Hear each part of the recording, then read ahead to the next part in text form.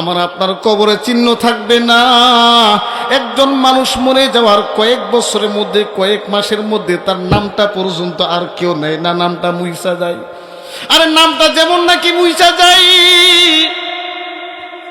তেমন ভাবে কবরের চিহ্ন কিন্তু মুইসা যায়। দেখবেন কত বান্দারে আজকে 5 বছর, 2 বছর, 10 বছর আগে কবর দিছে, এখন কিন্তু কবরের চিহ্নটা পর্যন্ত নাই। কথা বলেন ঠিক কিনা? আবার ওই কবরের উপর আরেকটা কবর দিছে, ওই কবর থেকে আপনার লাশগুলো, আপনার হাড্ডিগুলো তুইলা নতুন করে আরেকটা কবর দিছে।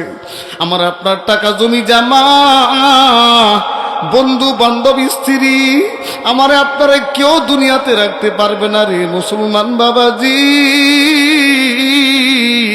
একটা বার মৃত্যুর কথা বারবার চিন্তা করে দেখেন না, আমি আপনি এই দুনিয়াতে থাকার জায়গা নয়। আজকে ওই কবরস্থানের মধ্যে কত ধনী লোক শুয়ে আছে, কত টাকাওয়ালা শুয়ে আছে, কত জমিওয়ালা শুয়ে আছে, গরিব মেথর মুসি ওই কবরের মধ্যে শুয়ে আছে, কারো কোনো সন্ধান নাই। কথা বলেন ঠিক কিনা? বলেন কোন টাকাওয়ালা কি টাকা নিয়ে কবরে যাইতে পারছে? একটু সবাই আওয়াজ করে বলেন না।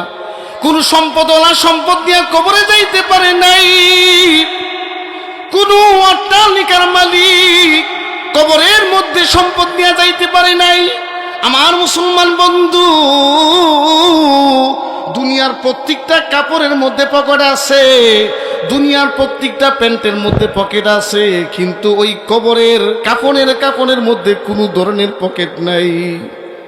কথা বলেন ঠিক কিনা? দুনিয়ার সব কাপড়ের মধ্যে পকেট থাকলেও কাফনের মধ্যে পকেট নাই।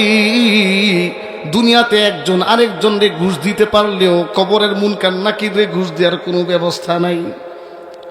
আরে কত মানুষ, কত ধনীশালী, কত প্রেসিডেন্ট, কত সম্পদশালী রাজা বাদশাহ এসে গেছে, কেউ কবরের মধ্যে স্বর্ণ গয়না টাকা পয়সা নিয়ে যাইতে পারে নাই।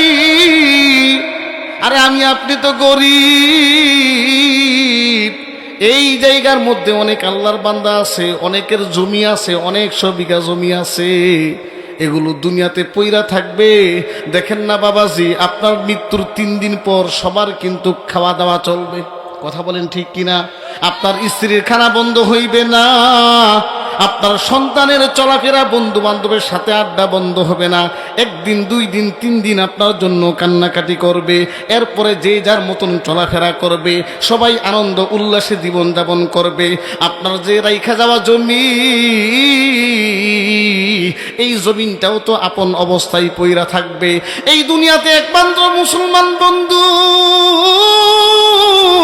আপনি শুধুমাত্র থাকবেন না, আপনার কোনো সব জিনিস থাকবে, একমাত্র মৃত্যু আমার আপনার ভবিষ্যৎ। বলেন না, আমার আপনার, আমি আপনি যে দুনিয়া থেকে চইলা যাব, আমার আপনার আপন হইল কয়টা জিনিস? সবাই বলেন কয়টা? আরো জোরে কয়টা? আমার আপনার আপন বলতে, আমার আপনার বন্ধু বলতে, আমার আপনার কাছের বলতে মাত্র 2টা জিনিস। আপন বানানোর দরকার ছিল কারে? আপন বানাইলাম কারে?